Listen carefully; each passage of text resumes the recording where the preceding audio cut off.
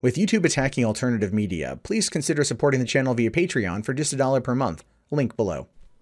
Hey, what's going on, everybody? My name is Matt Jarbo. This is $3 Theater, and right now we're getting ready. I mean, Black Panther came out. We are getting ready for the release of Avengers Infinity War. It's going to be insane. It's going to be crazy. It's going to be off the chain. Supposedly, it's what I'm hearing.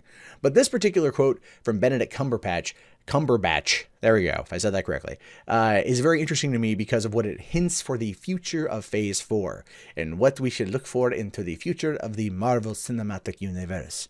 So it says here that he hints that the MCU movie's Multiverse might be coming. Now, it says, speaking during the Marvel Studios' first 10 years, the evolution of heroes, behind-the-scenes documentary, which appears on the bonus features of the THOR RAGNAROK Blu Ray, he hinted at a much bigger MCU, saying, what we've seen happen within the Marvel Cinematic Universe is this ever-expanding culture of superheroes. And I think now we're at the stage where this universe, even within our world, has gotten quite crowded, and it's just about to explode into other dimensions. Now, Screen Rant here does go on to speculate by saying, first introduced back in 1983, the multiverse was established as a way to differentiate between various versions of Brian Braddock's Captain Britain. Similar to DC's Elseworlds, Marvel's multiverse offers it plenty of interesting prospects that could warrant their own movies, but also ideas that will presumably never make it to our screens, alongside the likes of The Ultimates and Old Man Logan and Ravenous Zombies. There have also been time-traveling entities like Hope Summers and Cable. Interestingly, the MCU universe is technically classed as Earth 199999, making of its own entity away from Earth 616. So just based on that one, the multiverse could open up itself into an infinite possibility of potential entries into the future of the Marvel Cinematic Universe. Now, he goes on to say here that we've already seen hints of more than just one reality, as 2015's Ant-Man discussed the quantum realm, where we know Michelle Pfeiffer's Janet Van Dyne is currently trapped. Interestingly, Cumberbatch's Strange also went further than most in his own movie, where he visited the Dark Dimension, where Dormammu was lurking. While it still looks like the MCU has been set in one singular universe, who knows what the arrival of Thanos and his quest for the Infinity Gauntlet could do to the home we call Earth 199999. Fans already know that Disney is building towards a cosmic MCU as well as a possible all-female lineup of films. So what else are the bosses working on behind the scenes? Well, there is one clear explanation for this. There's one, only one. And it's one that makes the most sense. This is Occam's razor at this point, and I'm sure if you guys follow this kind of news religiously like I do, you know exactly what I'm talking about. Marvel isn't stupid. Marvel knows when they can emulate another product and make it work for them, right? Now, what are we talking about with multiverses? What other popular comic book franchise right now deals with the multiverse? That's right, the CW's Arrowverse. Those 5 shows now. Arrow, The Flash, Supergirl, Legends of Tomorrow, and Black Lightning are all part of a larger, expansive universe. Whereas Supergirl originally started on CBS, but then migrated over to the CW, they were able to create a wormhole or a bridge to go through to connect the two universes together. Therefore, already using a multiverse theory, and never mind, the Flash season 2 has gone to Earth 2 and Earth 3, actually, if you think about it, because that's where Supergirl's from.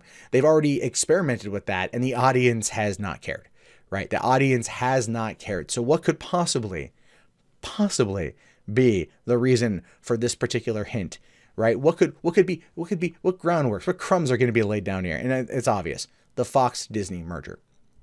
The Fox-Disney merger is what is going to be the thing. This is what he's talking about, in my opinion, right? Disney, $54 billion for Fox. We know that Fox is really going to start recalibrating a lot of their movies in order to very much come in line with what the Disney is up to, because they know that when these movies end up becoming Disney's property, then they're going to be tied in to the larger MCU. We know that Phase 4 is going to go further out into the cosmos, and they're going to experiment with different things. We've already somewhat seen it with Thor Ragnarok and Guardians of the Galaxy, and I think even the upcoming Captain Marvel. We're going to see a lot more stuff going off further, and so having multiple dimensions and then bringing in these other characters is going to be how they're going to do it.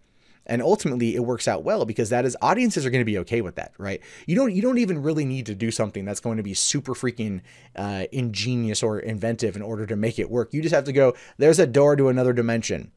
Here comes Deadpool. It's Deadpool and Iron Man. And it's like, or Deadpool and Spider-Man. And they'll be like, yep, I'm sold. Like, no one's going to care. Ultimately, like, no one's going to care. They'll use the multiverse theory. They'll be priming it quite a bit with any kind of ancillary projects they put out. I have a feeling that whatever they do in terms of television will push a lot of those boundaries in order to kind of maybe set the foundation for the change. But ultimately, this is where I see things going. And I could be wrong, and I'm totally okay with that. But it just feels like the simplest explanation for where they want to go in the future of this. They want to make sure that their stuff can be connected. And I'm only hoping that at this point, too, that Ike Perlmutter gets the hell out of the way and they start bringing over the TV stuff back to the movies and vice versa, which is what they need to do over on their streaming services. So those are my thoughts on that one. That's clearly going to be tied into X-Men and maybe Fantastic Four. We'll get a good one finally.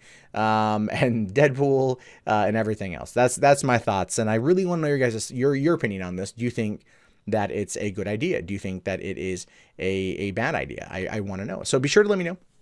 Comments. Also, a thumbs up the video. Subscribe if you're new. Check back often for more movie news from me. And if you guys want to win a copy of the Justice League on Blu Ray, that's right, physical media, none of the digital download crap, although it will come with the digital download code, I'm assuming.